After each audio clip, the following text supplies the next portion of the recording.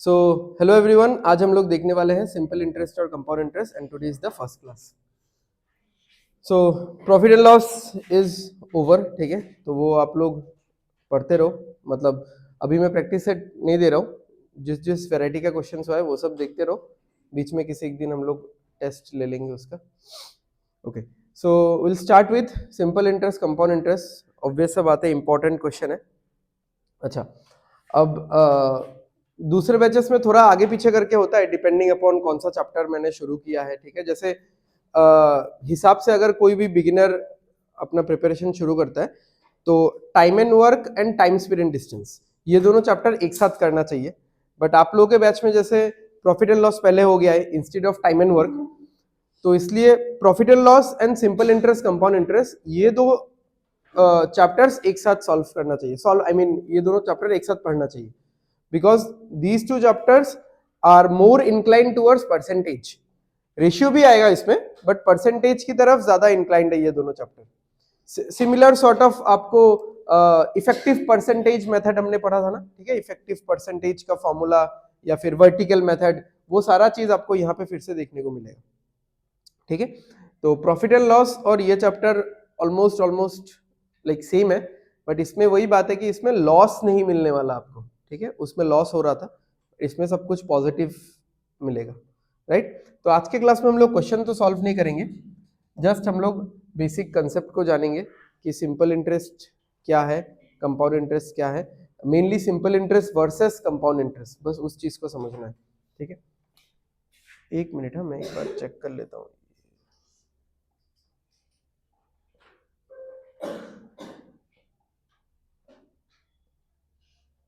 चलो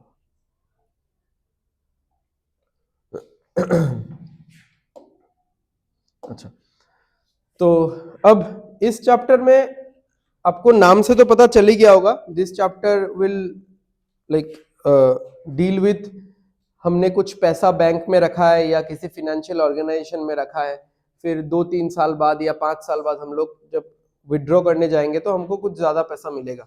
इन सब से डील करेगा ये वाला chapter. Okay, so before understanding the concept की सिंपल इंटरेस्ट क्या चीज है और कंपाउंड इंटरेस्ट क्या चीज है, इन सब का शुरुआत कैसे होता है। शुरुआत इस तरीके से होगा कि मेरे पास मान लो 20,000 रुपीज है या 10,000 रुपीज है एंड मैं उसको इन्वेस्ट करना चाहता हूँ। तो what I will be doing, मैं या तो किसी बैंक में जाऊंगा, फुल फ्लेजेड बैंक में, या किसी फिनेंशियल ऑर्गेनाइजेशन में जो भी है, या म्यूचुअल फंड वगैरह होता है, आप लोगों को पता ही होगा, ठीक है। तो इन सब में I'll be going to invest my money over there। तो शुरुआत हुआ है एक पर्टिकुलर सम ऑफ मनी से, एक अमाउंट से, तो वो वैल्यू कितना मैंने बोला 10,000 या 20,000। अब उस चीज को हम लोग यूजुअली क्या किस नाम से जानते हैं या क्या बोलते हैं, प्रिंसिपल, ठीक है। पता है, ये सबको पता था, सुना तो होगा ही, ठीक है। क्लास 7-8 में तो रहता ही है ये सब, ठीक है। तो प्रिंसिपल जो पैसा है उसको हम लोग कभी कभार सम इन्वेस्टेड भी बोल देते हैं,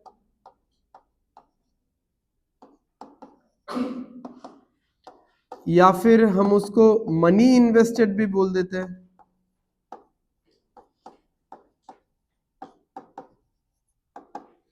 या फिर हम लोग उसको अमाउंट इन्वेस्टेड भी बोल देते हैं।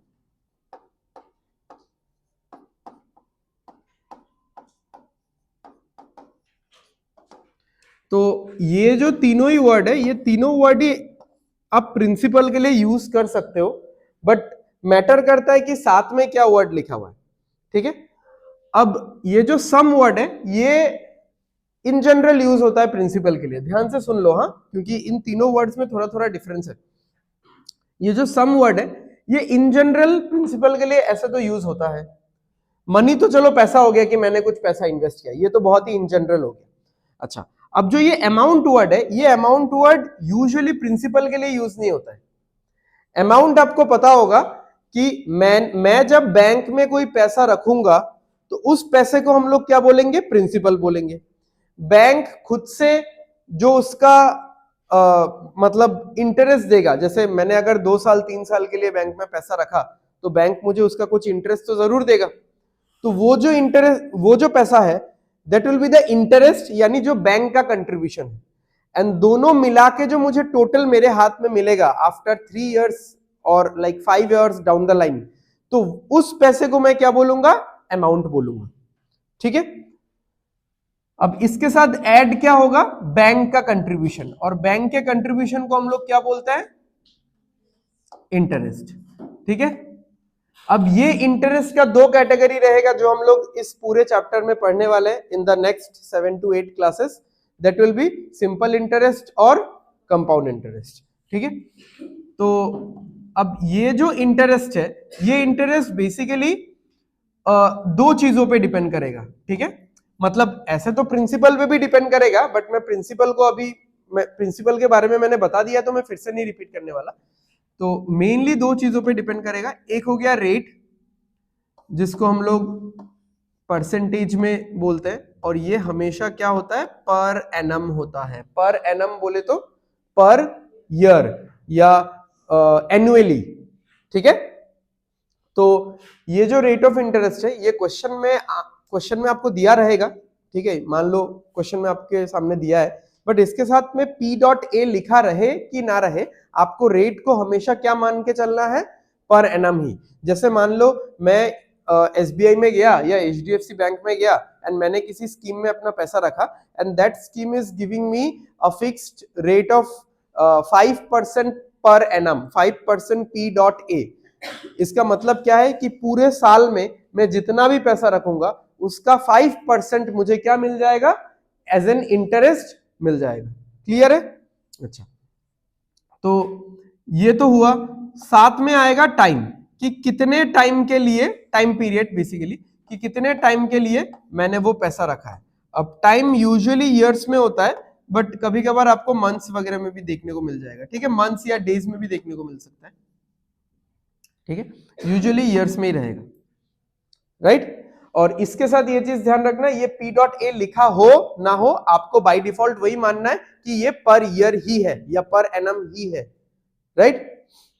ओके, अब इन दोनों को ऐड करके, इसका मतलब मैंने बैंक में जाके अपना पैसा रख के मैं स्कीम के पेपर्स में साइन वाइन करके मैं घर पे वापस आ गया। उसके बाद मैं 5 साल बाद बैंक में गया, क्योंकि मुझे पता था मैंने 5 साल के लिए पैसा रखा है। तो जब मैं 5 साल बाद बैंक में जाऊंगा, बैंक मुझे एक अच्छा खासा अमाउंट वापस करेगा। ठीक है, तो वो जितना भी पैसा बैंक मुझे वापस करेगा, उसमें क्या क्या मौजूद होगा, मेरा खुद का पॉकेट का पैसा तो मौजूद होगा ही। ठीक है, वो तो रहेगा ही, साथ में 5 साल में जितना भी इंटरेस्ट जमा होगा वहां पे, वो टोटल भी रहेगा। तो सपोज मैंने 20,000 रुपए रखा था और मुझे 23,000 मिल रहा है, तो वो जो 3,000 एक्स्ट्रा मिल रहा है वो है क्या है, वो बैंक का कंट्रीब्यूशन है, एंड बेसिकली वो क्या है, इंटरेस्ट है। ठीक है, तो ये दोनों मिला के जो मुझे 23,000 मिला, उस पैसे को यूजुअली क्या बोला जाता है, अमाउंट बोला जाता है।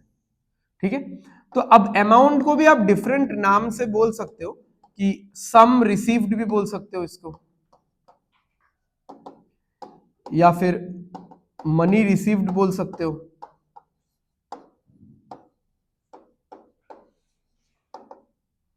राइट, अमाउंट रिसीव्ड बोल के कुछ फायदा है नहीं, क्योंकि वैसे भी तो इसको अमाउंट ही बोलते हैं।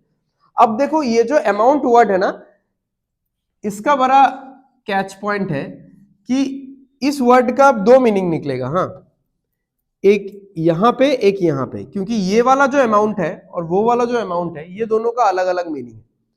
ये जो अमाउंट है, ये नॉर्मल एक इंग्लिश वर्ड है। ठीक है, फॉर एग्जाम्पल अगर मैं आपको बोलता हूं कि I have got an amount of ₹500 in my wallet, तो ये जो मैंने सेंटेंस बोला मीनिंगफुल सेंटेंस है, इसमें जो मैंने अमाउंट वर्ड यूज किया, वो क्या फील करवा रहा है आपको, एक जनरलाइज्ड अमाउंट का मीनिंग फील करवा रहा है कि 500 रुपए का एक अमाउंट मेरे पर्स में है या मेरे वॉलेट में है, राइट।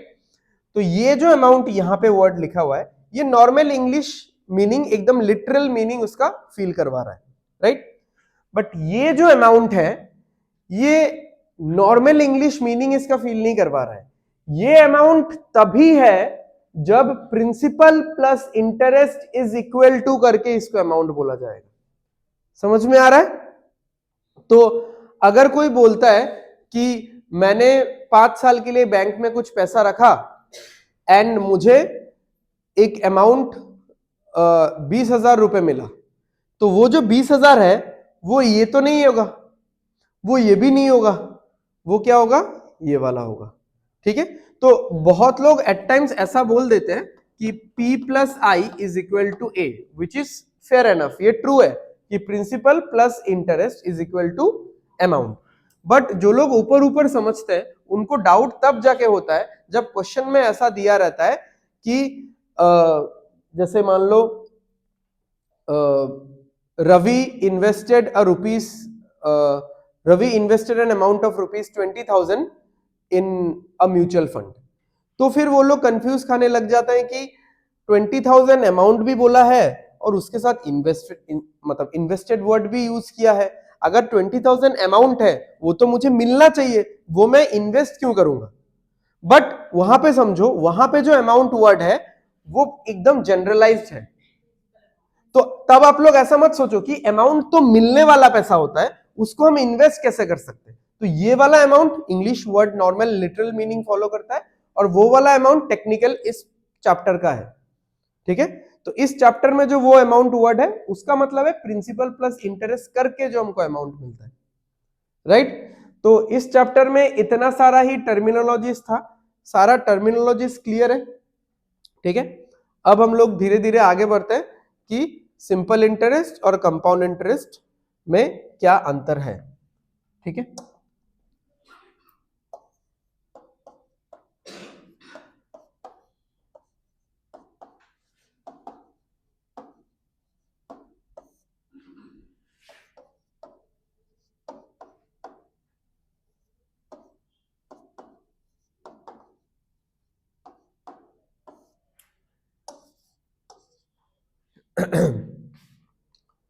तो अभी बस ये नोट के लिए लिख लो, कैलकुलेशन में हम लोग नेक्स्ट स्लाइड से जाएंगे। ठीक है, सिंपल इंटरेस्ट का जो कैलकुलेशन है ये बहुत एकदम डायरेक्ट है, direct calculation upon principal value या upon principal,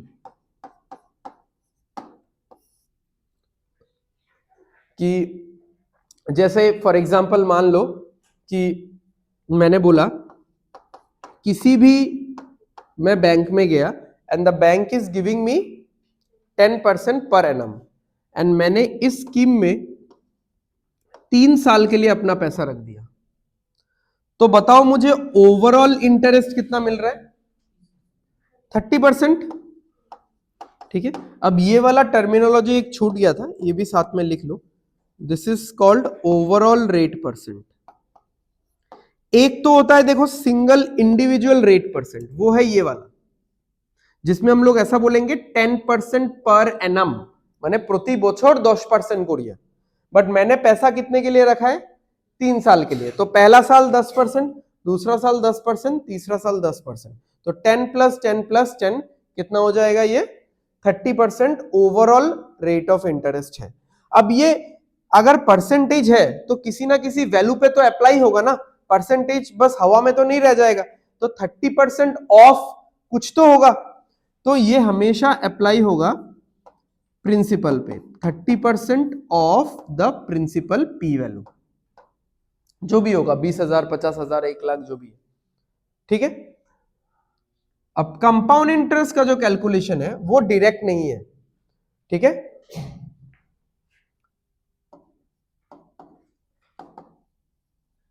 interest is calculated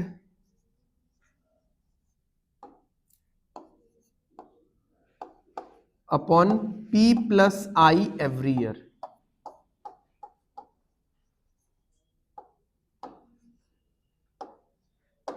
ठीक है, अगर किसी को समझ में आ गया वेरी गुड, समझ में नहीं आया तो इसको होल्ड करके रखो, वैसे भी मतलब थ्योरी का कुछ सच काम है नहीं, just for the sake of notes, कभी रेफरेंस के लिए चाहिए तो उसके लिए मैं लिखवा रहा हूँ, बाकी हम लोग जब मैथमेटिकली करेंगे तो समझ जाओगे। ठीक है, एक्चुअली कंपाउंड इंटरेस्ट में होता क्या है कि अगर कोई, अगेन वही बात है कि बोलने से शायद इतना नहीं समझोगे, कि जो भी इंटरेस्ट होता है उसको वापस से प्रिंसिपल में ऐड किया जाता है, तो प्रिंसिपल का जो वैल्यूएशन है वो बढ़ जाता है।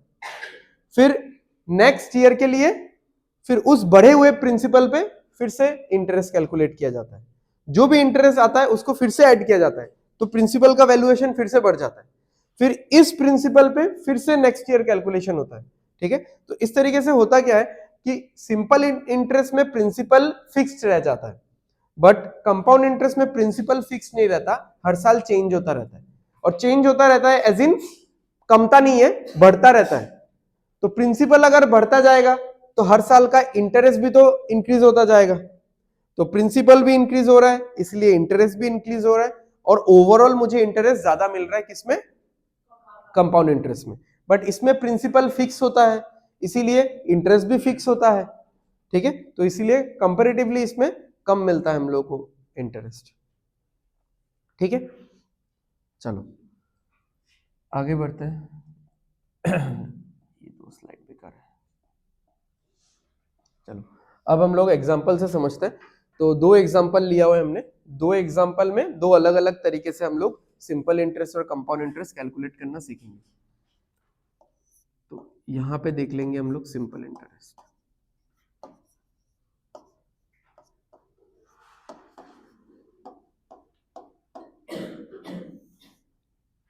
ओके, तो सबसे पहले डिटेल्ड मेथड ही देखते हैं कि एकदम पूरा एक एक साल का कैलकुलेशन करते हुए हम लोग कहां पहुंचेंगे, 3 साल तक। ठीक है, सिर्फ इंटरेस्ट का कैलकुलेशन नहीं करेंगे, इंटरेस्ट तो निकलेगा ही यहाँ पे बट थोड़ा सा डिटेल्ड हुए होगा। ठीक है, नेक्स्ट वाले में सिर्फ इंटरेस्ट का कैलकुलेशन करेंगे। तो मेरे पास इनिशियली कितना पैसा था, 20,000 रुपए था। Okay, for the first year कितना इंटरेस्ट लगा, 10%। 10% ऑफ 20,000 कितना होगा भाई लोग बताओ, कितना होगा, 2,000 होगा। 10% मतलब क्या होता है, इतना, एक जीरो हटा दो, 2,000। तो मेरा पैसा कितना बन जाएगा, 22,000 बन जाएगा। यानी अगर मैं एक साल बाद बैंक में जाऊं, मुझे पैसा विड्रॉ नहीं करना है, मेरे पैसे का मुझे स्टेटस जानना है। ऑल्दो आजकल तो डिजिटली चेक किया जाता है, ठीक है, मैं ऐसे ही बता रहा हूं। अगर मैं एक साल बाद बैंक में जाऊं एंड वहां जाके मैं पूछूं कि भैया अभी मेरे खाते में कितना जमा हुआ है, अभी मेरे अकाउंट में कितना जमा हो रखा है, ठीक है, मुझे विड्रॉ नहीं करना है, स्कीम तो 3 साल का है, मैं 3 साल बाद ही विड्रॉ करूंगा, बट कितना जमा हो रखा है, तो वो इंसान बोलेगा कि 1 साल हो चुका है आपको पैसा रखे हुए। जैसे अभी परफेक्ट एग्जांपल है, अभी मान लो मैं 31 दिसंबर को जाता हूं और मैंने स्कीम ज्वाइन किया था 1 जनवरी को, तो कितना साल हो गया, पूरा पूरी 1 साल हो गया। तो 31 दिसंबर को अगर मैं बैंक में अपडेट लेने जाता हूं तो वो इंसान बोलेगा कि भैया देखो आपने 20,000 रुपए रखा था, साल भर का 10% आपको इंटरेस्ट मिला, तो 2,000 रुपए जमा होके अभी आपके खाते में कितना है, 22,000 रुपए है। ओके, अब 1 जनवरी से नेक्स्ट ईयर शुरू होगा, नेक्स्ट ईयर में क्या होगा, फिर से 10% लगेगा, तो कितना होगा यहां पे, कितना इंटरेस्ट कितना होगा, ये नहीं पूछ रहा हूं, इंटरेस्ट कितना होगा, कितना, यही चीज नहीं होगा जो आप लोग बोल रहे हो। ये जो आप लोग बोल रहे हो कि इस वैल्यू का, इस नए वैल्यू का 10% निकालो तो कितना होगा, 2200, यही चीज नहीं होता है सिंपल इंटरेस्ट में, ये होगा कंपाउंड इंटरेस्ट में जब मैं यहां पे लिखूंगा। ठीक है, तो देखो अगर यहां पे 10% 22,000 का निकला, मैंने पहले ये 10% किस पे अप्लाई किया था, 20,000 पे, जो कि मेरा क्या था, प्रिंसिपल। अब अगर मैं 10% इस पे अप्लाई करता हूं, ये एक तरीके से यही मीन कर रहा है कि अब मेरा नया प्रिंसिपल ये है, बट सिंपल इंटरेस्ट का फंडा एकदम सिंपल है, इसलिए उसका नाम ही सिंपल है। ठीक है, कि उसमें प्रिंसिपल चेंज ही नहीं हो सकता। तो प्रिंसिपल अगर 20,000 ही रहेगा तो फिर तो ये जो 10% है, ये 10% इस पे अप्लाई होगा ही नहीं, ये 10% भी फिर से कहां अप्लाई होगा, इस पे ही अप्लाई होगा। तो सेकेंड ईयर का भी इंटरेस्ट कितना आएगा, 2,000 ही आएगा। ठीक है, तो कितना निकला, 24,000।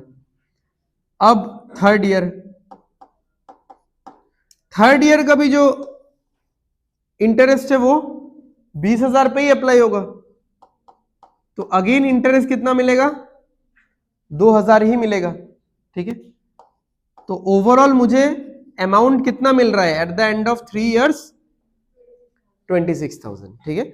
आई नो कि इतना झमेला करके, इतना घुमा फिरा के ये कैलकुलेशन नहीं भी करने से होता, but just to compare this particular thing with the compound interest वाला फंडा, मैंने ये वाला पूरा चार्ट बनाया। क्योंकि सिंपल इंटरेस्ट में आपको किसी भी बुक में, किसी भी वीडियो में, किसी भी नोट्स में कभी भी नहीं दिखेगा कि ऐसा लिखा हुआ है सिंपल इंटरेस्ट, क्योंकि सिंपल इंटरेस्ट ऐसा लिखने का जरूरत ही नहीं है। अगर एक साल में 2000 है, आप लोग सोचो बस, हाँ जस्ट सुनो, एक साल में 2000 है तो 3 साल में कितना होगा? 6000। 20,000 तो था ही मेरे पास, 6000 और एक्स्ट्रा है तो मिलेगा कितना? तो ये तो ऐसे ही कैलकुलेट किया जा सकता था। Part by part calculation is not at all required in simple interest, ये समझ लो, ठीक है। Part by part calculation is not at all, never ever required in simple interest, क्योंकि ये सारा वैल्यू सेम रह रहा है, तो मैं पार्ट बाय पार्ट कैलकुलेट करूं क्यों, ठीक है। तो अभी बस पहला टाइम है तो इसलिए डिफरेंस समझ लो। हो गया ये वाला। अब समझते हैं कि इसी चीज को अगर हम लोग कंपाउंड इंटरेस्ट में लिखते तो कैसा होता। तो जैसे कि मैंने थोड़ी देर पहले आपको बताया कि कंपाउंड इंटरेस्ट में क्या होता है, प्रिंसिपल चेंज हो जाता है। क्यों प्रिंसिपल चेंज होता है? क्योंकि उस रनिंग ईयर का इंटरेस्ट आके प्रिंसिपल में ऐड ऑन हो जाता है, तो प्रिंसिपल इंक्रीज हो जाता है। उस इंक्रीज्ड इन प्रिंसिपल का जो इंटरेस्ट होगा वो भी इंक्रीज्ड इंटरेस्ट आएगा, फिर ये इंटरेस्ट इस पे आके ऐड हो जाता है तो ये और इंक्रीज हो जाता है, ठीक है। यही चीज आपको अभी यहाँ पे मैथमेटिकली देखने को मिलेगा। तो जैसे ये 20,000 रुपए था मेरे पास, जिसको हम लोग प्रिंसिपल के नाम से जानते हैं, अब इसमें 10% ऐड होगा तो कितना हो जाएगा ये 2000, तो कितना बन गया 22,000। अब देखो ये प्रिंसिपल था, ये था इंटरेस्ट, ये इंटरेस्ट प्रिंसिपल में ऐड हुआ तो ये वैल्यू मिला।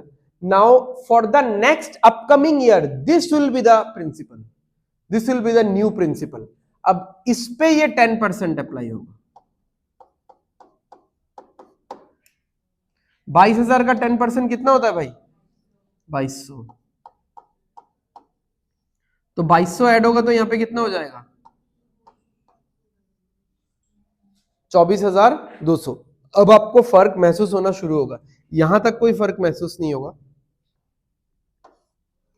क्योंकि for the first year simple interest and compound interest seems to be same, not seems to be, same ही होता है, ठीक है। क्यों सेम होता है? क्योंकि उस फर्स्ट ईयर के पहले कोई ईयर होता है क्या? नहीं होता है ना। तो इंटरेस्ट किसका ऐड करेगा फर्स्ट ईयर? सेकेंड ईयर के पास तो प्रिविलेज है, बिकॉज सेकेंड ईयर बोलेगा कि पहले साल का इंटरेस्ट भी इसमें जोड़ो, ठीक है। तो सेकेंड ईयर का वैल्यू देखो थोड़ा ज्यादा आ रहा है, कितना ज्यादा आ रहा है? 200 रुपए ज्यादा आ रहा है। थर्ड ईयर का भी देखोगे थोड़ा सा 300 400 या 500 रुपए ज्यादा आएगा, राइट। बट फर्स्ट ईयर के पास ऐसा कोई प्रिविलेज नहीं होता है, बिकॉज प्रीवियस कोई ईयर ही नहीं है जिससे वो इंटरेस्ट कैरी फॉरवर्ड करे। अब जब यहां पे 10% होगा तो इसका 10% कितना होता है? सॉरी 2420, तो कितना आ जाएगा ये 26620, ठीक है। तो यहां पे आ रहा था 26,000, यहां पे आ रहा था 26,600। तो डिफरेंस पता चल गया सिंपल इंटरेस्ट और कंपाउंड इंटरेस्ट में। तो ये जो इंटरेस्ट है ये वापस से प्रिंसिपल में जुड़ गया, तो नया प्रिंसिपल मिला। फिर ये जो इंटरेस्ट है ये वापस से प्रिंसिपल में जुड़ गया, फिर से आपको नया इंटरेस्ट मिला। फिर और आगे कैलकुलेट करोगे, यहाँ पे जो इंटरेस्ट आएगा वो वापस से प्रिंसिपल में जुड़ जाएगा। तो बार बार हमको हर साल के लिए नया नया प्रिंसिपल मिलता रहेगा। तो नया नया प्रिंसिपल मिलता रहेगा, as in principal will keep on increasing, that means the interest will keep on increasing, but if the principal is fixed the interest will also remain fixed, ठीक है।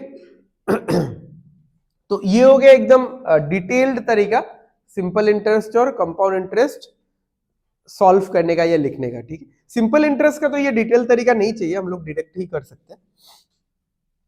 चलो अब इसमें हम लोग ट्राई करेंगे कि थोड़ा सा हम लोग डायरेक्ट लिखें, इतना इलेबोरेट ना करें।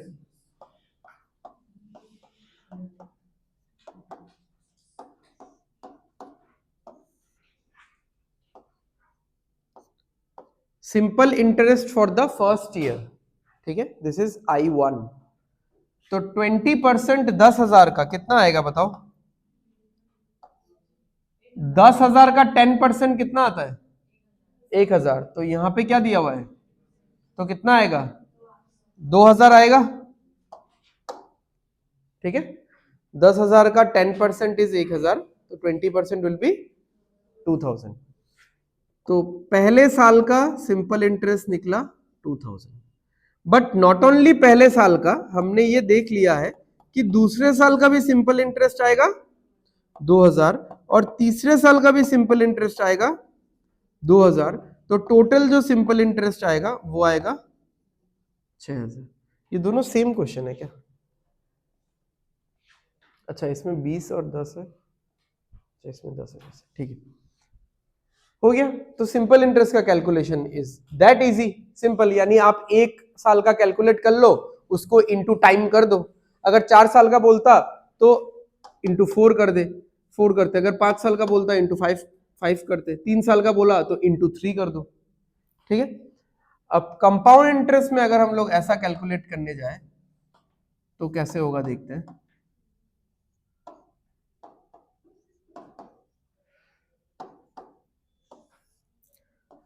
तो पहले साल का कंपाउंड इंटरेस्ट कितना होगा? वो तो सेम ही होगा, 20% ऑफ, ठीक है, थोड़ा डिटेल में लिख देता हूं। 20% ऑफ 10,000, तो दिस विल बी 2,000।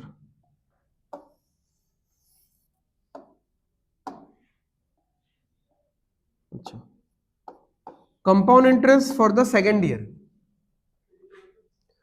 20% तो होगा ही, ठीक है, वो तो पता ही है। 20% ऑफ क्या होगा बताओ? हाँ, 2,000 क्यों होगा? 12,000। ये जो इंटरेस्ट है ये जाके कहां ऐड हो जाएगा? प्रिंसिपल में। इसलिए तो मैंने ये लाइन लिख पाया था, interest is calculated upon P plus I every year. हर साल प्रिंसिपल जो होगा उस पे आई आके जुड़ेगा, फिर नया प्रिंसिपल बना, फिर उस साल का इंटरेस्ट जो होगा फिर से वो प्रिंसिपल में आके जुड़ेगा, ठीक है। तो क्या होगा यहां पे? 10,000 प्लस 2,000, दैट मीन्स 12,000। तो 20% ऑफ 12,000 कितना होता है? 2,400। ओके, नेक्स्ट थर्ड ईयर का इंटरेस्ट 20% ऑफ ये जो इंटरेस्ट है ये जाके नए प्रिंसिपल में जुड़ेगा। हमारा नया प्रिंसिपल क्या था सेकेंड ईयर का? 12,000 था, 12,000 में जाके ये जुड़ेगा, ठीक है, ऐड होगा। तो मैं पूरा यहां पे अंदर में पूरा डिटेल लिख देता हूं।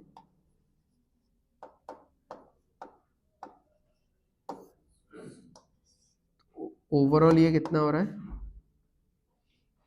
हाँ सही है,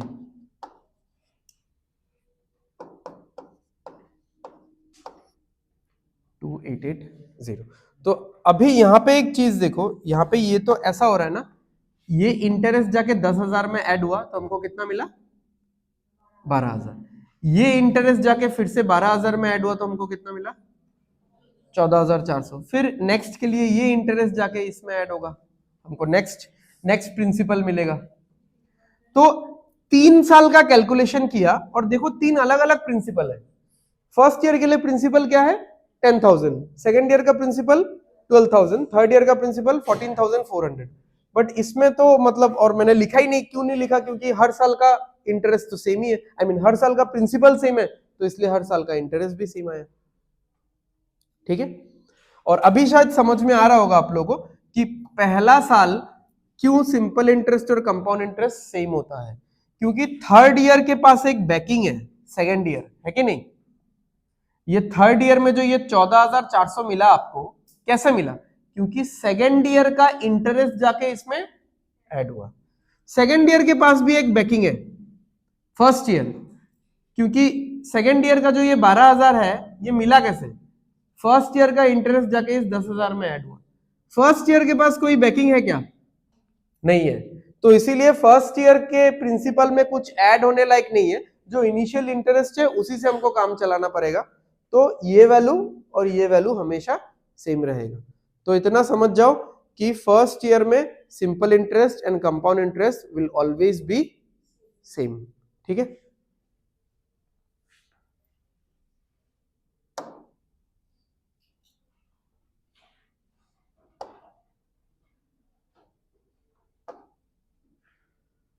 चलो यहाँ पे तो नहीं चाहिए। डायरेक्ट ओवरऑल कैलकुलेशन में चलते हैं। सिंपल इंटरेस्ट का अलग से कैलकुलेशन देख लेंगे और कंपाउंड इंटरेस्ट का अलग से कैलकुलेशन देख लेंगे। उसके लिए हम लोग कोई एग्जांपल ले लेते हैं, जैसे ₹40,000 10% फॉर लेट्स से 3 इयर्स। देखते हैं कि सिंपल इंटरेस्ट को किन किन तरीकों से कैलकुलेट किया जा सकता है। ठीक है, 40% इसमें कितना आएगा? 30%। हाँ चलो हो जाए।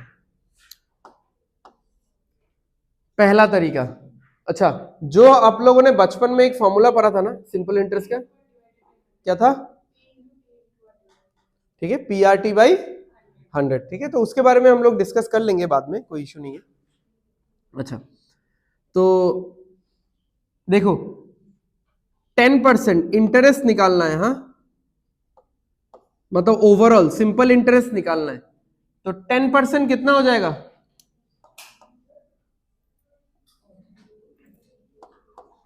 10% ऑफ 4,000 कितना होगा? सॉरी, 10% ऑफ 40,000 कितना होगा? 4,000। और कितने साल के लिए है?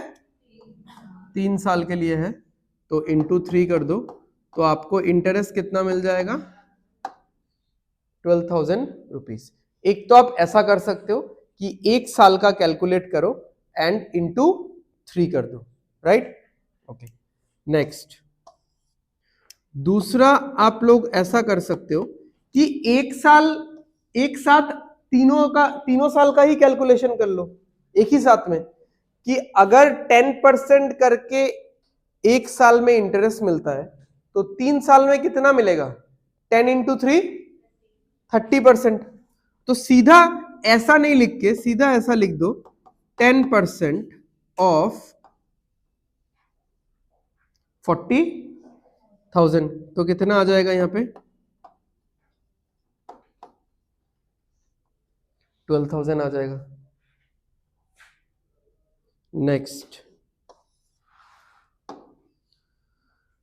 Next is something like overall interest कितना आ रहा है हम लोग का? ओवरऑल इंटरेस्ट कितना आ रहा है? 30%। 30% का फ्रैक्शन वैल्यू क्या है बताओ? +3/10 है ना। अब हम लोग समझ में आ रहा है ना, थोड़ा उस अलाइनमेंट में चलना शुरू कर रहे हैं जो प्रॉफिट एंड लॉस में किया था ना फ्रैक्शन वैल्यू को लेके, क्योंकि आपके पास हमेशा इतना अच्छा खासा गुडी परसेंटेजेस नहीं रहेगा। ठीक है, तो 16.66 14.28 ये सब परसेंटेज रहेगा, तो ऐसा कैलकुलेशन फिर नहीं कर पाओगे आप लोग। You have to remember the fraction values. ठीक है, तो फ्रैक्शन वैल्यूज का जो वो चार्ट है तो वो मतलब एवरग्रीन है, पूरा हर जगह पे काम में होगा। तो 30% मतलब कितना है? 3/10। तो इसको हम लोग ऐसा समझ सकते हैं, प्रॉफिट एंड लॉस में आप लोगों ने किया ही होगा, पढ़ा होगा तो थोड़ा कंफर्टेबल लगेगा। प्रॉफिट एंड लॉस में हम लोग इसको ऐसा समझते थे कि अगर मैं बोलूं 30% प्रॉफिट हुई से माने कितना? 3/10 माने 10 টাকার উপরে 3 টাকার प्रॉफिट हुई से। तो कॉस्ट प्राइस अगर 10 रुपीस है तो सेलिंग प्राइस क्या बोलते थे आप लोग? 13। तो अभी भी वैसा ही है कि ये जो प्रिंसिपल है ना, कहां गया? हाँ, ये जो प्रिंसिपल है ये है कॉस्ट प्राइस का जगह ले लेगा ये। ठीक है, ये इंटरेस्ट प्रॉफिट का जगह ले लेगा और ये अमाउंट सेलिंग प्राइस का जगह ले लेगा। लॉस का कोई यहां पे काम नहीं है, ठीक है, क्योंकि ये प्रिंसिपल मैं अपने पॉकेट से खर्चा कर रहा हूं ना, अपने पॉकेट से बैंक में जाकर जमा कर रहा हूं, तो कॉस्ट प्राइस भी तो वैसा ही चीज होता था जो मैं अपने पॉकेट से खर्चा करता था। मुझे बाहर से जो एक्स्ट्रा चीज मिलता था वो क्या है, इंटरेस्ट। उस चैप्टर में कस्टमर से मिलता था एक्स्ट्रा चीज, इस चैप्टर में बैंक या फाइनेंशियल ऑर्गेनाइजेशन से मिलेगा। ओवरऑल मिला के इस चैप्टर में इसको हम लोग अमाउंट बोलते हैं, उस चैप्टर में हम लोग उसको सेलिंग प्राइस बोलते थे। तो यहां पे ऐसा बोल सकते हैं हम लोग कि 10 रुपए रखने पे 3 रुपए का इंटरेस्ट मिला है, इजंट इट। मैंने 10 रुपए रखा तो मुझे 3 रुपए का इंटरेस्ट मिला, यानी टोटल मुझे कितना मिला, 13 रुपए मिला है, ठीक है। तो अगर रेशियो लिखना चाहो कि principal is to simple interest is to amount, तो प्रिंसिपल अगर 10 है तो ये 3 है और ये 13 है, ठीक है। तो 10 का वैल्यू कितना है, 40K, यानी इंटू 4, तो 3 का वैल्यू क्या होगा, इंटू 4 12K। तो यही निकल रहा था इतनी बार, तो इस तरीके से भी निकाल सकते हो। नेक्स्ट और एक तरीका क्या हो गया, आई गेस ये चीज मैंने प्रॉफिट एंड लॉस के फर्स्ट 1 या 2 क्लासेस में समझाया था, बिकॉज आप लोगों का परसेंटेज का बहुत सारा कंसेप्ट थोड़ा थोड़ा वीक था, ठीक है, कि जो भी इनिशियल वैल्यू होता है वो हमेशा फाइनल वैल्यू इनटू समथिंग होता है, ठीक है, ये चीज बताया था मैंने। तो यहां पे भी इनिशियल वैल्यू क्या है, सॉरी उल्टा लिखा है मैंने, final value will be initial value into something. अच्छा, यहां पे भी इस चैप्टर में फाइनल वैल्यू क्या है, amount. Amount is equal to principal into कुछ होगा यहां पे, ठीक है। Amount will be equal to principal का 2 गुना, 5 गुना, 6 गुना, कुछ ना कुछ तो होगा। तो वो भी यहां से आ जाएगा कि 10 টাকার উপরে 3 টাকার যদি इंटरेस्ट আমি কইরাম, तो यानी 10 रुपए पे 3 का इंटरेस्ट है, तो अमाउंट कितना है, 13। तो amount is equal to principal into 13/10 होगा। सिंपल सा बात है, ऊपर बड़ा नंबर होगा, नीचे छोटा नंबर होगा ही फॉर श्योर, क्योंकि आप बड़ा वैल्यू निकाल रहे हो और ये छोटा वैल्यू है। प्रिंसिपल तो हमेशा अमाउंट तो हमेशा प्रिंसिपल से ज्यादा ही होगा ना, नहीं तो मैंने पैसा क्यों रखा है, लॉस के लिए थोड़ी ना रखा है। एक चीज समझ लो, इस चैप्टर में लॉस नहीं होने वाला। हाँ, मतलब आप लोग अगर ऐसा सोचते हो कि पैसा तो डूब भी सकता है, वो फिर अलग एक थॉट है, मतलब वो एक अलग अप्रोच हो जाएगा ना सोचने का। देखो, हम लोग जब भी किसी भी बैंक में पैसा रखते हैं, कभी आपने बैंक में जाके ऐसा देखा क्या कि आउट ऑफ नोवेयर आपने खर्चा वर्चा भी नहीं किया कि आपका बैंक का पैसा कम हो गया है, नहीं होता है ऐसा, ठीक है। या किसी स्कीम में रखा है, पैसा कम हो गया है, नहीं होता है। क्यों, हाँ, आपका एक्सपेक्टेशन ऐसा हो सकता है कि आपने कोई एसआईपी किया है, म्यूचुअल फंड किया है, उससे आपको 10% रिटर्न मिलना था, बट आप 3 साल बाद देख रहे हो कि आपको 7% ही रिटर्न मिला है, यानी 7% इंटरेस्ट मिला है, बट आपका रखा हुआ पैसा कम हो जाएगा क्या? आपने 10,000 रखा है तो 8,000 दिखाएगा क्या? ये कभी नहीं होता है। हाँ, ये तब हो सकता है जब आप लोग वैसा 25 दिन में पैसा डबल वाला स्कीम में रखोगे, तो उसमें आपका पैसा लुट जाएगा, ठीक है, वो अलग चीज है। तो अदरवाइज हम लोग ऐसा रियल लाइफ में जहां पे भी पैसा वगैरह हम लोग रखते हैं, तो हमारा पैसा लुटता नहीं है, यानी यहाँ पे लॉस का कोई चक्कर नहीं है। एक्सपेक्टेशन से कम रिटर्न मिल सकता है, बट लॉस नहीं है, हमेशा क्या होगा, प्रॉफिट ही होगा। तो अगर हमेशा प्रॉफिट है तो amount is for sure always greater than the principal. तो इसीलिए 10 रुपए के ऊपर 3 रुपए का इंटरेस्ट आया, तो अमाउंट कितना होगा, 13। तो यहाँ पे 13/10 का रेशियो आएगा, 10/13 नहीं आएगा, ठीक है, बड़ा नंबर आएगा।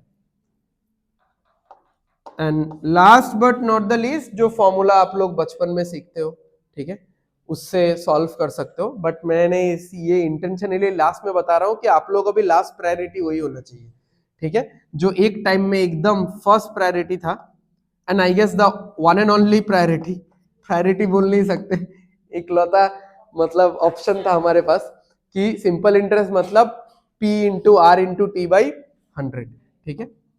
तो P into R into T, ठीक है।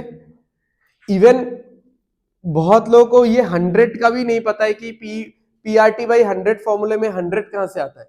तो पी आर टी बाई 100 फॉर्मूले में तो 100 इस आर का आता है ना, वो 100 फॉर्मूला का कुछ अलग थोड़ी ना है, क्योंकि ये एक वैल्यू है, ये भी एक वैल्यू है, बट ये एक परसेंटेज है, तो उस परसेंटेज को हटाते हैं तो हम लोग नीचे 100 देते हैं, ठीक है। और सिंपल इंटरेस्ट इन्हीं तीन चीजों पे ही डिपेंड हो सकता है। आप जितना भी सोचना चाहे सोच लो, इन तीन में से आप कोई एक हटा भी नहीं सकते या दूसरा कोई चीज ऐड भी नहीं कर सकते। इन तीनों चीज के अलावा और किसी चीज पे सिंपल इंटरेस्ट डिपेंड ही नहीं करता।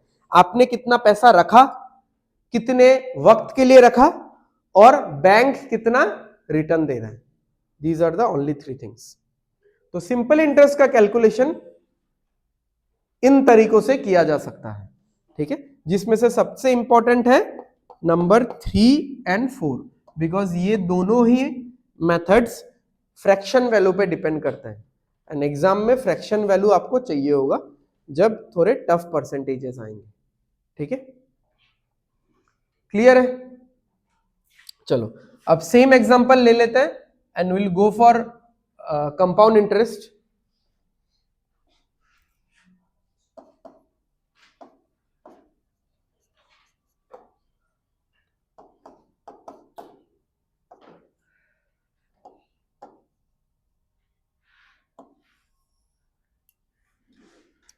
अब क्योंकि कंपाउंड इंटरेस्ट क्या फॉलो करता है, successive percentage,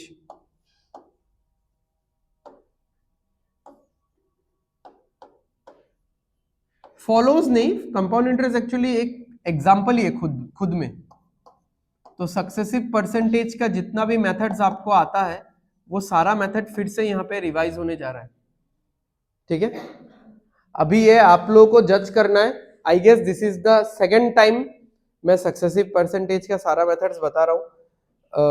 profit and loss के स्टार्टिंग में बताया था और अभी बता रहा हूँ, तो जिसको जो भी मेथड नहीं आता है, ठीक है, तो घर पे जाके रिवाइज कर लेना।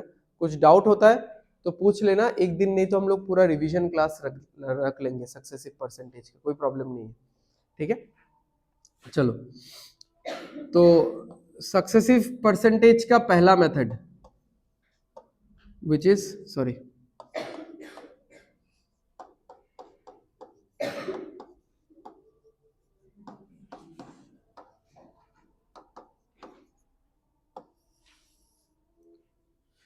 Which is part by part method, ठीक है। इस दुनिया में सक्सेसिव परसेंटेज जहां जहां भी यूज होगा ये सारा मेथड आप लोग यूज कर पाओगे। किसी में ज्यादा टाइम लगेगा, किसी में कम टाइम लगेगा, depending upon your presence of mind, your selection of the method and examiner ने किस तरीके का वैल्यूज दिया हुआ है, ठीक है। बट ये मेथड सारा काम में आएगा, ठीक है। तो for the next 20-30 minutes please pay attention, बहुत इंपॉर्टेंट पार्ट है। तो अब आपको ये खुद से सोचना पड़ेगा कि सक्सेसिव परसेंटेज मेरे प्रिपरेशन में कहां कहां यूज हो सकता है। एक तो परसेंटेज चैप्टर में नॉर्मली इन जनरल, एक हो गया जो हमने लास्ट चैप्टर पढ़ा है profit and loss. Profit and loss में कौन से जगह में, कौन से जगह में, हाँ डिस्काउंट में। डिस्काउंट में भी कौन से जगह में, जैसे मैंने सीपी से मार्क प्राइस बढ़ाया, फिर मार्क प्राइस से दाम घटाया डिस्काउंट देके, एंड फिर मैंने प्रॉफिट कैलकुलेशन किया, तो ये तो सक्सेसिवली हो रहा है ना। एक के बाद एक परसेंटेज का चेंज होना मतलब व्हाट, सक्सेसिव। सक्सेसिव माने कितना, पोर एक्टर पर एक्टर कंसेक्यूटिव परसेंटेज, ठीक है। तो उस सिचुएशन में हो रहा है। कंपाउंड इंटरेस्ट में भी तो यही हो रहा है ना। कैसे, अब जो मैं मेथड लिखने वाला हूं ऑलरेडी मैंने पढ़ा लिया है, actually this is the part by part method. यही है जहां पे हम लोग पार्ट बाय पार्ट एक एक वैल्यू निकाल के कैलकुलेट कर रहे हैं, ठीक है। तो ये मेथड उतना कुछ खास अच्छा नहीं लगता मुझे, बट फॉर द फैक्ट कि अगर एकदम ऊपर ऊपर के वैल्यूज एग्जामिनर पूछेगा तो ये मेथड से मत करो, मैं दूसरा मेथड बता दूंगा। बट अगर इन बिटवीन डिटेल्ड मेथड पूछे, मतलब डिटेल्ड कुछ ना कुछ पूछेगा, तो इस मेथड से करना पड़ेगा। तो चलो शुरू करते हैं। 4000 इस पे कितना लगेगा, सॉरी 40,000 इस पे कितना लगेगा, 10%, कितना आएगा, 4000 आएगा। तो हो जाएगा 44,000। नेक्स्ट, इस पे फिर से लगेगा 10%, ये 10% इस पे लगा, ये 10% इस पे लगेगा। कंपाउंड इंटरेस्ट ऐसे ही काम करता है, ठीक है। 4,400, 10% मतलब एक जीरो हटा देना आप लोग बस, ठीक है। तो कितना हो रहा है? 48400, ठीक है। फिर से 10% लगेगा फॉर द थर्ड ईयर, कितना होगा? 4840। तो कितना आएगा देख लो, 52800 आएगा क्या? 4840, 538 आ जाएगा ना, 332 आ जाएगा ना, 4 नहीं 5 आ जाएगा, लास्ट में 4 होगा।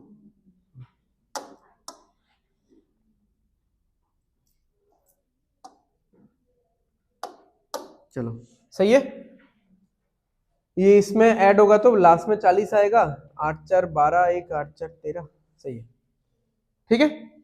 तो अब देखो, अगर मुझे एग्जामिनर ये पूछता कि मैंने इतना पैसा रखा हुआ है, बताओ कि मुझे कितना मिलेगा, सिर्फ इतना कि सपोज एक बिजनेसमैन है, उसने 40,000 रुपए एक स्कीम में रखा, 10% पर एनम, मैं पर एनम नहीं लिख रहा हूं बट आप लोग समझ लो पर एनम ही है, 3 साल के लिए। तो कंपाउंड इंटरेस्ट के स्कीम को फॉलो करते हुए आपको कितना पैसा मिलेगा, अगर ये क्वेश्चन हुआ तो इसके लिए this is not the appropriate method, उसके लिए हम लोग करेंगे। बट ये तो हो गया एकदम इनिशियल या फाइनल, अगर वो पूछता है एकदम फाइनल वैल्यू या इनिशियल वैल्यू के बारे में कुछ पूछता है, तो this is not at all the perfect method. अब ये मेथड कब काम में आएगा? जब एकदम इन डेप्थ डिटेलिंग पूछेगा। अगर वो पूछता है कि सेकेंड ईयर का कंपाउंड इंटरेस्ट और थर्ड ईयर के कंपाउंड इंटरेस्ट में डिफरेंस कितना है, तो सेकेंड ईयर का कंपाउंड इंटरेस्ट कितना है? 4,400 सेकेंड ईयर का, हाँ, not for 2 years। There is a hell lot of difference between second year and 2 years। बताओ तो क्या डिफरेंस है? 2 years मतलब 2 साल, मतलब अ स्पैन ऑफ 2 years, पूरा पूरा 2 साल है, 24 महीना है। बट सेकेंड ईयर मतलब सिर्फ दूसरा साल है, वो एक ही साल, बट उस साल का टैग नेम क्या है? सेकेंड ईयर, ठीक है। यहां पे 12 महीने हैं और यहां पे 24 महीने हैं, ठीक है। तो अगर एग्जामिनर ये पूछ रहा है कि सेकेंड ईयर का कंपाउंड इंटरेस्ट और थर्ड ईयर के कंपाउंड इंटरेस्ट में डिफरेंस क्या है, तो मुझे इससे इसको माइनस करना पड़ेगा, तो 440 आएगा आंसर। तो ये तो बहुत मतलब डिटेल्ड क्वेश्चन हो गया ना, बहुत अंदर का क्वेश्चन हो गया है, इन बिटवीन। तो इस तरीके का क्वेश्चन अगर पूछा जाएगा तो आपको इससे करना पड़ेगा। परसेंटेज से भी कर सकते हो, बट अभी एट दिस लेवल में बताना नहीं चाह रहा हूं, तो आपको part by part method follow करना पड़ेगा, ठीक है। अब ये कंपाउंड इंटरेस्ट है, इसलिए आप लोग इस चीज को एक हवा मत बनाओ अपने दिमाग में कि आप बहुत हाई फाई चीज है कंपाउंड इंटरेस्ट है। ये तो ऐसा भी हो सकता था ना कि ये मेरा किसी दोस्त का सैलरी है, हो सकता है कि मेरा दोस्त 3 साल बाद हम लोगों का मुलाकात हुआ एंड मैंने उससे पूछा कि 3 साल पहले तेरे को जब जॉब मिला था तो 40,000 रुपए मिलता था, तो अब तेरे को कितना मिलता है? तो वो क्या मुझे 10% करके कैलकुलेट करके बताएगा? Obviously not. तो उसको जितना मिलता है वो ओवरऑल बता देगा कि अभी मुझे 53,240 मिलता है, ठीक है। या फिर वो मुझे इंक्रीमेंट बता देगा, इसको इसको और इसको जोड़ के कि कितना इंक्रीमेंट हुआ है। तो ही विल बी सेइंग कि मुझे 13,240 रुपीज का इंक्रीमेंट मेरा हुआ है 3 साल में, ठीक है। ये 2 आंसर वो मुझे दे सकता है। और एक आंसर वो मुझे दे सकता है, अगर मैं पूछूं कि 3 साल से तू इस कंपनी में है तो कितना परसेंट तेरा सैलरी इंक्रीज हुआ है, वैल्यू नहीं, कितना परसेंट। वैल्यू पूछता तो वो बोलता 13,240, तो कितना परसेंट है तो कैसे पता चलेगा? 13,240 अपॉन 40,000 इंटू 100, ठीक है। तो वो हम लोग करेंगे, अभी के लिए रहने देते इसको। कि कितना सैलरी इंक्रीज हुआ है। अच्छा, नेक्स्ट इज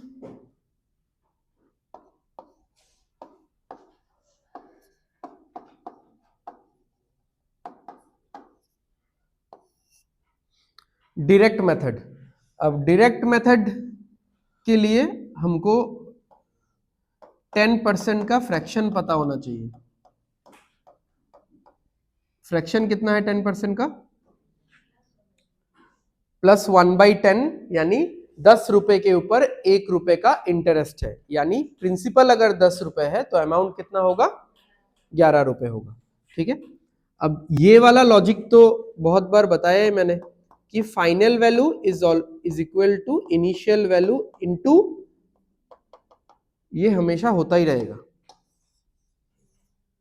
ठीक है, तो amount will be equal to principal into, अब आप लोग बताओ क्या? Amount is equal to principal into कितना? 11/10। बड़ा वैल्यू होगा ना भाई, 10/11 तो छोटा वैल्यू है। आप छोटा वैल्यू निकाल रहे हो क्या? जो निकाल रहे हो उसको देखो, आप छोटा वैल्यू निकाल रहे हो। अमाउंट बड़ा होता है कि प्रिंसिपल बड़ा होता है? अमाउंट। तो अगर हम लोग बड़ा वैल्यू निकाल रहे हैं तो 11/10 एक ही बार होगा? 3 बार होगा, क्योंकि क्वेश्चन 3 साल का है।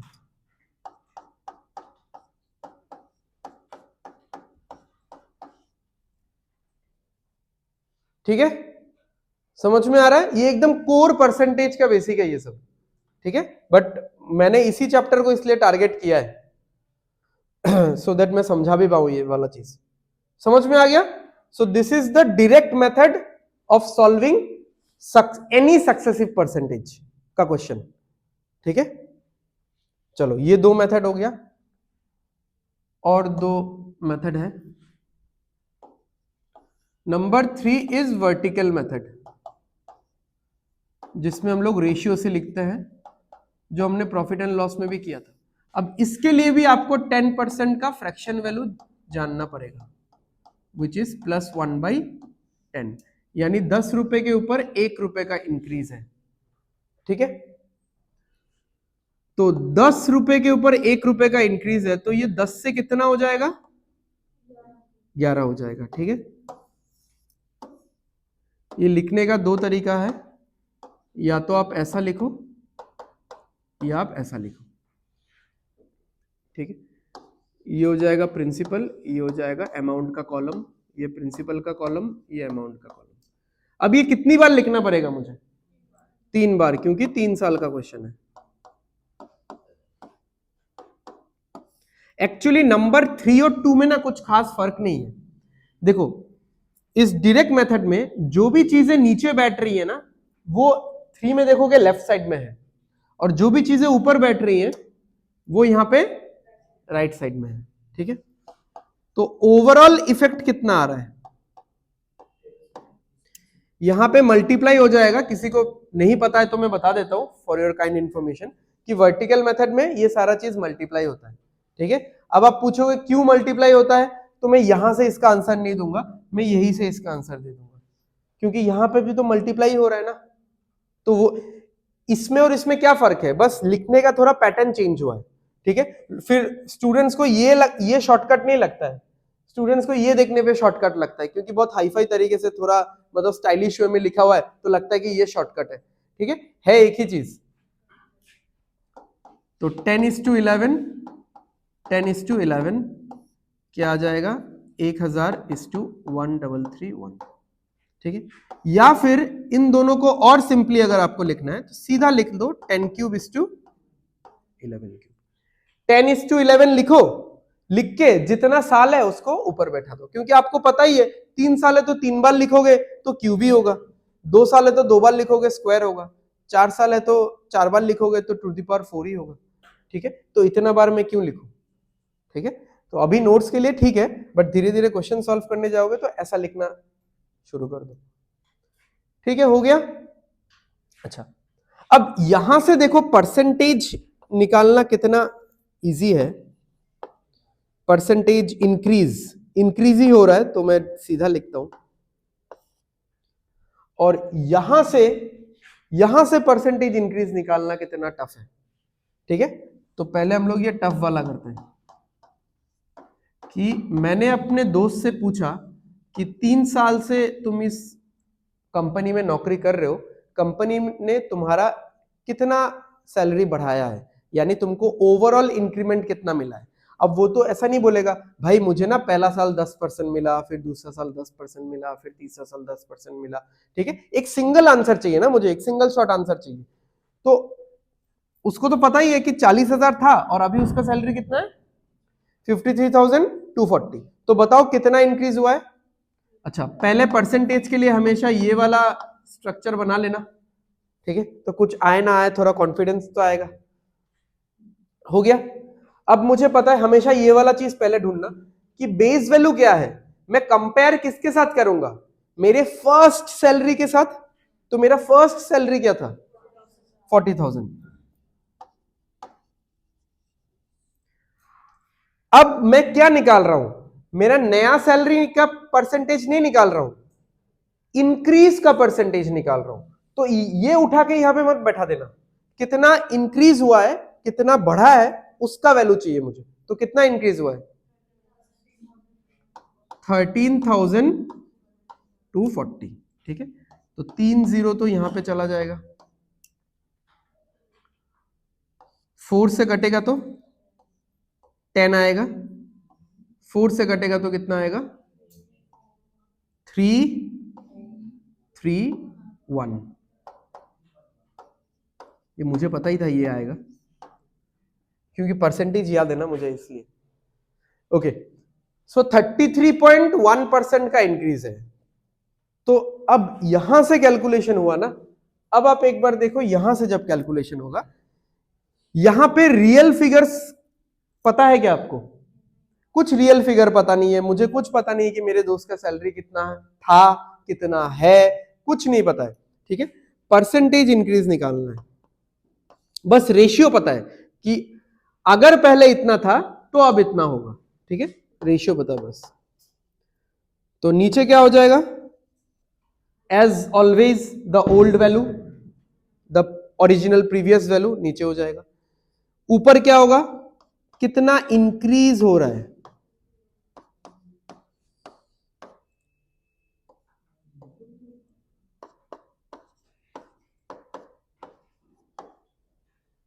%33.1%, ठीक है। तो अगर मुझे ये वाला मेथड पता होता तो 2 स्टेप में आंसर निकलता। ये तो मैंने समझाने के लिए लिखा है, मैं ये वाला लिखता और फिर ये वाला लिखता, खत्म है। तो what is the percentage increase 33.1%, ठीक है। अब क्योंकि अभी समझा रहा हूं तो सिंपल सिंपल परसेंटेज दिया है, क्वेश्चंस में 12.5% रहेगा, 16.66% रहेगा, 6.66% रहेगा, ठीक है। ये सारा चीज रहेगा। चलो, और एक लास्ट मेथड, मेथड नहीं ये फॉर्मूला है, तो मैं ये स्टार मार्क दे देता हूं। ये भी आप लोगों को मिल ही चुका है वैसे, इफेक्टिव परसेंटेज फॉर्मूला।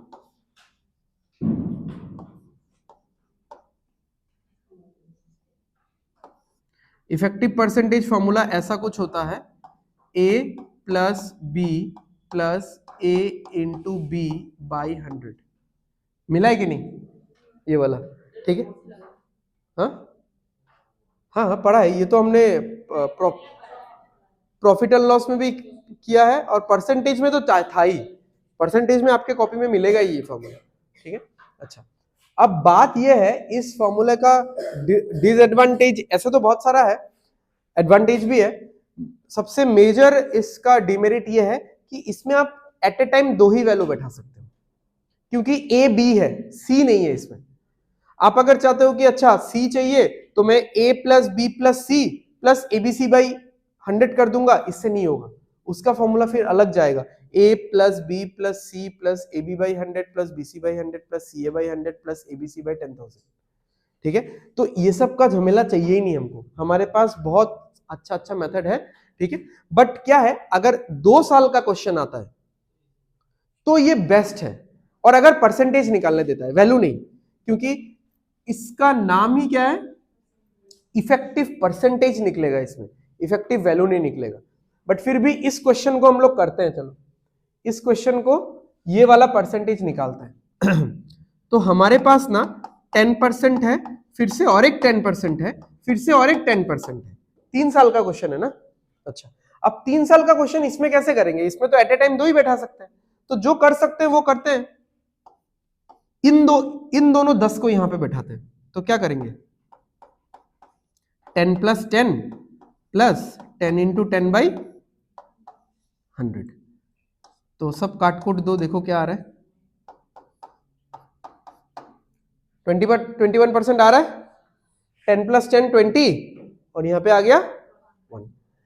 अब तो फिर मैं इसको काट सकता हूं, क्योंकि इन दोनों 10 का एक मर्ज्ड वैल्यू मुझे मिल चुका है, विच इज व्हाट।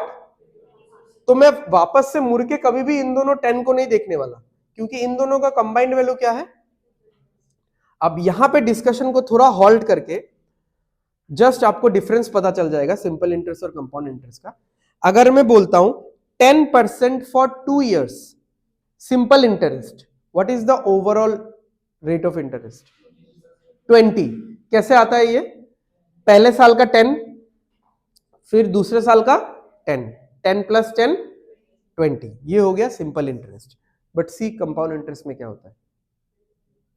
10 + 10 + 10 × 10/100। तो कौन सा पार्ट एक्स्ट्रा आ रहा है कंपाउंड इंटरेस्ट में? ये वाला पार्ट, वो आएगा ही। तो अगर आपको कोई पूछता है कि मैं स्लाइड चेंज कर देता हूं, यहाँ पे देखो मत, नहीं तो डिस्ट्रैक्ट हो गए। अगर आपसे कोई पूछता है कि 2 साल में 10% करके सिंपल इंटरेस्ट और कंपाउंड इंटरेस्ट में डिफरेंस कितना है, क्या बोलोगे? 1%, क्योंकि सिंपल इंटरेस्ट होगा 10 + 10 = 20%, कंपाउंड इंटरेस्ट होगा 10 + 10 + 10 × 10/100 करके 21। तो एक आपको 20% देगा, एक आपको 21%, जो कि डिफरेंस आपको लगे 1% का ही डिफरेंस है, बट वो 2000 रुपए 10,000 रुपए में समझ में नहीं आएगा। जब लोग जैसे 20 लाख का लोन लेते हैं, 50 लाख का लोन लेते हैं, तो उसमें 1% बहुत मैटर करता है। ठीक है, चलो अब क्योंकि हमारे पास 21% आ चुका है, अब इस 21% को इस 10% के साथ कंबाइन करते हैं। 21 + 10 + 21 × 10 / 100।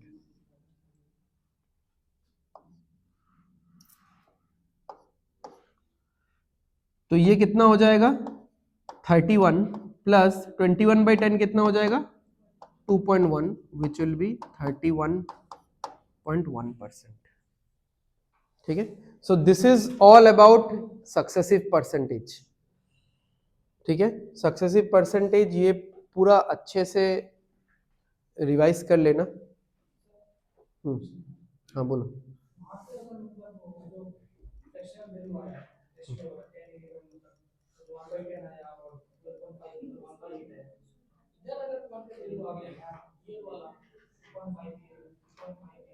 मतलब यहाँ पे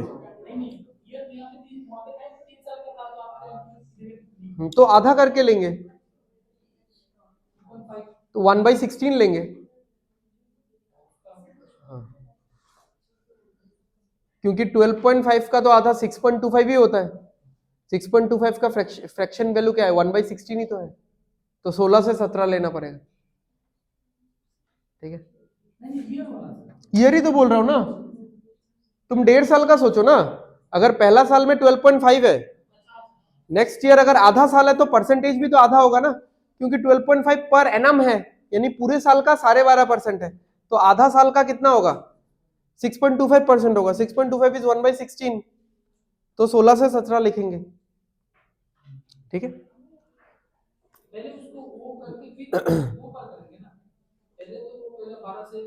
हाँ पहले लिख लोगे 8 to 9, फिर 16 to 17।